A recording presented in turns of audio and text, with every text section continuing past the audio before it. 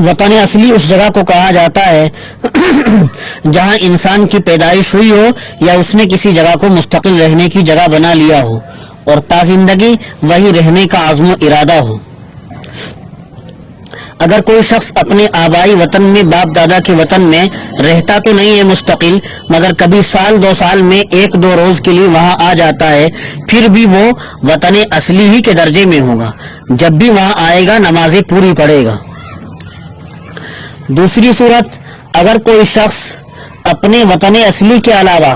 کسی دوسری جگہ کو مستقل رہائش کے لیے، مستقل رہنے کے لیے مقرر کر لے اور بیوی بچوں کے ساتھ وہیں مقیم ہو جائے، وہیں رہنے لگے، تو یہ جگہ بھی وطن اصلی کے درجے میں آ جاتی ہے، یہاں بھی پوری نمازیں پڑھے گا۔ تیسرے، اگر کوئی شخص اپنے وطن اصلی سے بالکلیہ کوچ کر جائے، مثلا وہاں سے گھر بیچ کر چلا جائے اور وہاں مستقل رہنے کا ارادہ ختم کر لے، تو یہ وطن اصلی اب باقی نہیں رہے گا۔ اب جب وہاں آئے گا جہاں سے گھر بیچ کر چلا گیا تھا، بالکل وہاں رہنے کا ارادہ ختم کر لیا تھا، تو وہاں جب یہ آئے گا وہاں نماز قصر پڑھے گا، پوری نہیں پڑھے گا، کیونکہ یہ وطن اصلی اب باقی نہیں ہے۔ اور سسرال کا حکم یہ ہے، بیوی جب رخصت ہو کر سسرال چلی جائے اور وہیں رہنے سہنے لگے مستقل، تو اس کا میکہ، اس کا وطن اصلی اب باقی نہیں رہتا، بلکہ سسرال ہی وطن بن جاتا ہے۔ تو جب وہ اپنے میکے میں آئے گی تو نماز قصر پڑھے گی، پوری نہیں پڑھے گی، کیونکہ وہ اس کا وطن اصلی اب باقی نہیں رہا،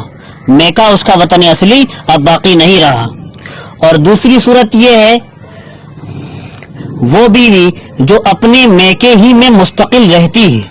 جو اپنے میکے ہی میں مستقل رہتی ہے اور سسرال میں مستقل نہیں رہتی ہے، تو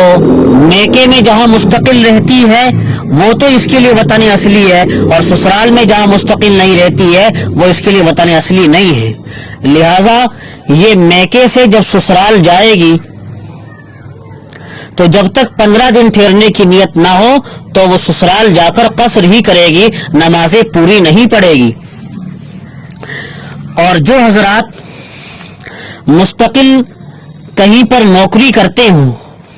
یا کسی شہر میں کاروباری سلسلے میں مستقل رہتے ہوں اور ان کا ارادہ یہ ہو کہ یہاں سے بغیر کسی مجبوری کے کہیں اور نہیں جائیں گے،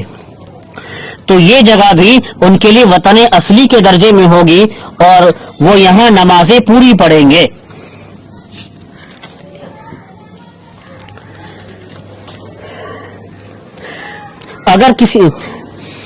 ایک مسئلہ اور، اگر کسی شخص نے کسی جگہ 15 دن ٹھہرنے کی نیت کر لی اور نمازیں پوری پڑھنی شروع کر دی، لیکن پھر اس کا پروگرام 15 دن سے پہلے ہی سفر کا بن گیا، تو جب تک وہ آگے سفر شروع نہیں کرے گا اس وقت تک وہیں مقیم ہی رہے گا، اس وقت تک مقیم ہی سمجھا جائے گا اور اس وقت تک نمازیں پوری ہی پڑھتا رہے گا جب تک آگے سفر شروع نہیں کرے گا۔ ایک اور مسئلہ یہ ہے، اگر کسی شخص نے یہ نیت کی کہ 15 دن میں مجموعی طور پر 2 مقامات پر رہوں گا، یعنی 15 دن میں 2 جگہ ٹھہروں گا، کبھی یہاں کبھی وہاں،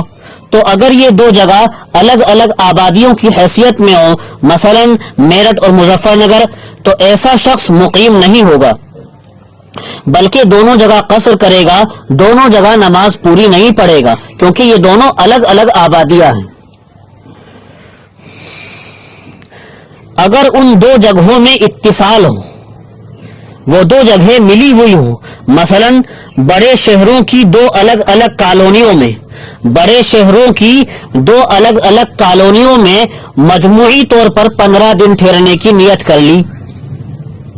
جیسا کہ بعض جماعتیں بھی بڑے شہروں میں جاتی ہیں اور لمبی مدت تک الگ الگ مسجدوں، الگ الگ محلوں میں کام کرتی ہیں، تو ان پر مقیم کے احکام ہی جاری ہوتے ہیں۔ بڑے شہر میں جاتی ہیں، پھر اس کے الگ الگ کالونیوں میں، الگ الگ مسجدوں میں، الگ الگ محلوں میں 15 دن تک کام کرتی ہیں، تو ان پر مقیم کے احکام ہی جاری ہوتے ہیں اور ان کو نمازیں پوری ہی پڑھنی ضروری ہوتی ہیں۔ ایک مسئلہ اور، اگر کسی شخص نے یہ نیت کی کہ میں یہاں پر 15 راتیں گزاروں گا، کسی جگہ پر جا کر یہ نیت کر لی میں یہاں اس جگہ 15 راتیں گزاروں گا، اور اس کی نیت یہ بھی ہے کہ دن میں آس پاس مسافت سفر سے کم علاقے میں بھی آیا جایا کروں گا، تھوڑی بہت دوری پر روزانہ دن میں بھی چلا جایا کروں گا اور 15 راتیں یہی گزاروں گا، تو ایسا شخص شرعاً مقیم کہلائے گا، اس لیے کہ ٹھہرنے کی نیت میں رات کے قیام کا ہی اعتبار ہے۔ جب اس نے 15 رات ایک جگہ گزارنے کا ارادہ کر لیا، اب یہ مقیم ہی سمجھا جائے گا، نمازیں پوری ہی پڑھے گا، چاہے دن میں تھوڑی دور سفر کر کے کہیں چلا گیا ہو۔ ایک مسئلہ اور، اگر کوئی مسافر دوران نماز کسی جگہ اقامت کی نیت کر لے، مسافر تھا، نماز کے دوران خیال آیا کہ مجھے تو بس اب یہی ٹھہر جانا ہے، تو اس کی نیت معتبر ہوگی، وہ اب نماز کے اندر ہی بجائے 2 رکعت پڑھنے کے 4 رکعت پوری کرے گا۔